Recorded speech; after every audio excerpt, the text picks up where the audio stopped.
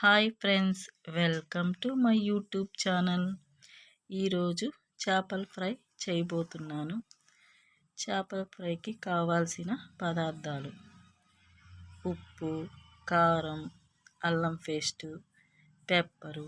ఇవన్నీ ముందుగా మిక్స్ చేసుకొని కలిపి పక్కన పెట్టుకున్నాను. బాగా ఊరిన తర్వాత ఒక గంట సేపు ఊరబెట్టుకొని ఒక హాఫ్ అన్ అవర్ ఫ్రిడ్జ్లో పెట్టి తీసి తర్వాత ఫ్రై చేసుకుంటే చాలా టేస్టీగా చేపల ఫ్రై బాగుంటుంది.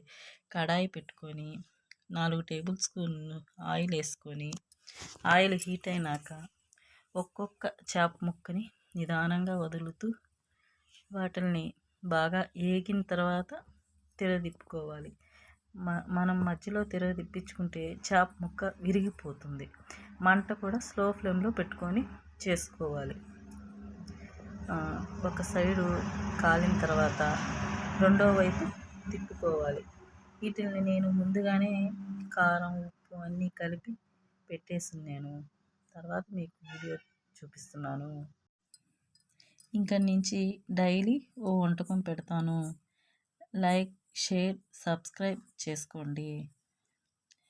వాటిని కలపకుండా జాగ్రత్తగా మనం ఒక్కోటిగా తిరగదిప్పుకొని ఆ తర్వాత ప్లేట్లోకి పూర్తిగా వేగిపోయినాయండి. ఇప్పుడు ఇలా పూర్తిగా వేగిపోయినాక ప్లేట్లోకి తీసుకుంటున్నాను.